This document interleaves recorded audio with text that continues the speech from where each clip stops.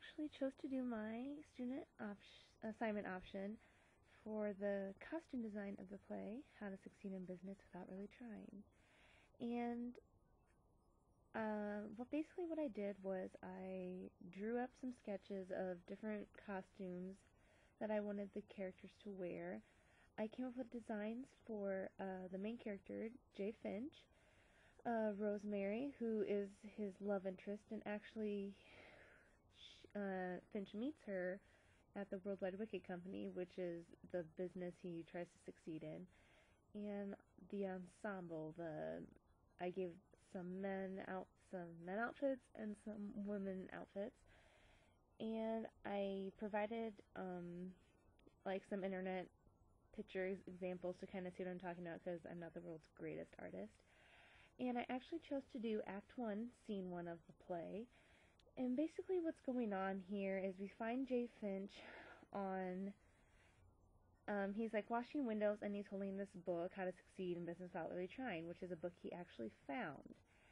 And he is he's a window washer when we first meet him, and he kind of just wants to move up the corporate ladder a little bit, and this is kind of where we're leading into right now. So, and one more thing. His boss, never mind. As you can see here, he is a window washer, and this is actually the outfit I designed for him. It's a little loose and baggy, it's gray, and I just made it that way because you're gonna see in the end video that he actually has to switch out costumes. He actually has a business suit on underneath it, and I just gave him, the kind of the rag in the back pocket to wipe off his squeegee. And as you can see in the top corner, I gave him a squeegee, the rag. And actually the green book is the book, How to Succeed in Business Without Really Trying. And I made it green just because the color green represents wealth, success, money, all that jazz. And you can also see just right from this picture his coveralls, kind of baggy, but kind of says, hey, I'm part of the workers union kind of thing. And that's what I was going for with the Finch outfit for the window washer. And then next you're going to see the design I did for his business suit. And actually what I did is I just gave him kind of a really like a navy blue business suit because men back then wore really dark colors. A skinny necktie. It doesn't really look super skinny in this picture, but that was the big style back then. A fedora. Lots of men wore those hats. And again, he's still holding the book because that's pretty much his lifeline. And then as you can see in this picture here, the guy actually is a straight dead-on shot of what I wanted Finch to look like. And you got the brown business shoes, very popular back then. Again, fedora, briefcase, because every standard businessman has one. And again, he still has that green book. And I know you can't tell from the picture here, but I actually designed his outfit for his pants to be shorter down by his feet, just because when men usually walked back then, they actually the pants rose up so you could see the socks a little bit, because that was just the style back then. And again, and he's going to have his hair slicked back, all that stuff. And then in my next design, I have for Rosemary. And actually, I gave her a green pencil skirt. A lot of women wore those back then in the office.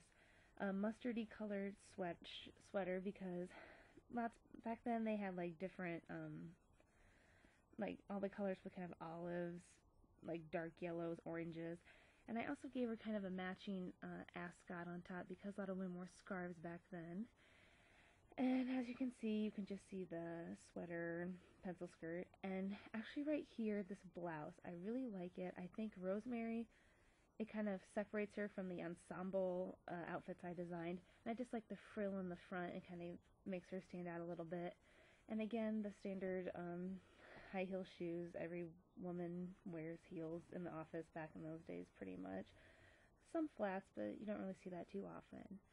And then next you're going to see my designs for the women's costume. The first dress has a floral print. A lot of prints happened back in those days. And again, I just have a kind of a suit like what I designed for Rosemary, just standard pencil, white dress blouse, mustardy colored cardigan. And then again, we have a satin dress here. A lot of women wore that. Not as much in the office, but kind of more upper class, kind of stay-at-home wives. And then as you can see here in my picture, a lot of women just wore the outfit that I designed for Rosemary. And then you can see the different kinds of shoes in the bottom corner that I would like to have. I mean, it's really vintage, really cool.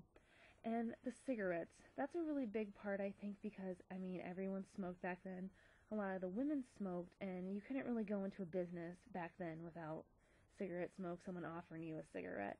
So I think that really adds a nice touch. They're actually herbal cigarettes that I would have, not real cigarettes. It's just kind of part of the costume. Alright, and now we have my men's outfit design. Most of the time in this play, you're just going to see the men in the office, and they're always going to have on business suits. So again, different colors, gray, skinny necktie, briefcase.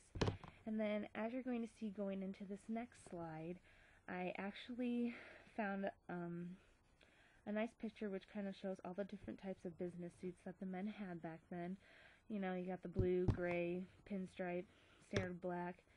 Men did wear bow ties back then, skinny neckties as well, very popular.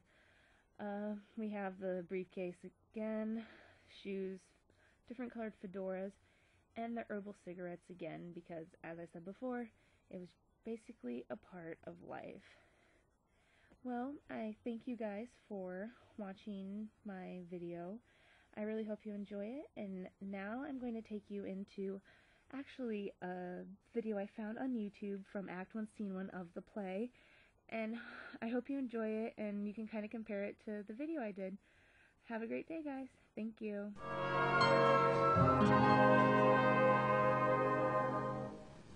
Dear reader, this little book is designed to tell you everything you need to know about the science of getting ahead. Now, let us assume you are young, healthy, clear-eyed, and eager, anxious to rise quickly and easily to the top of the business world. You can. I can! If you have education and intelligence and ability, so much the better.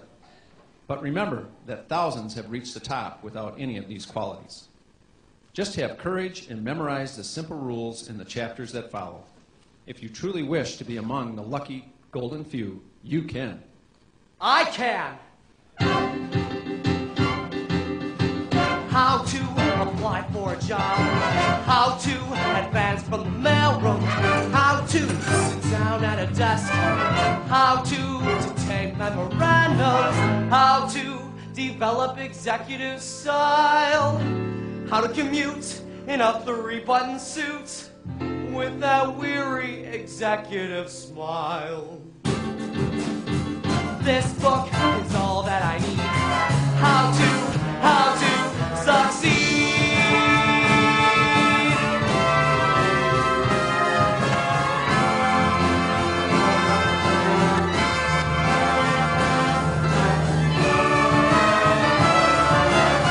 How to observe personnel.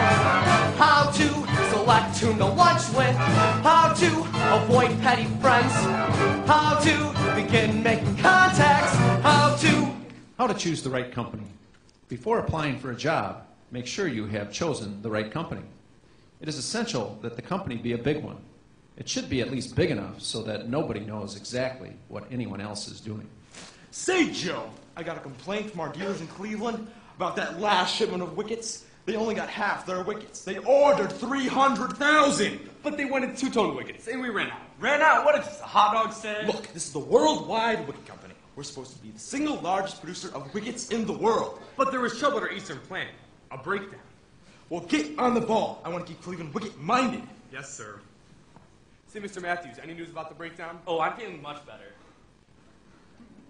Hey, Ted, did you get my memo? What memo? My memo about memo. We're sending out too many memos, and it's got to stop. Send out a memo. The right company.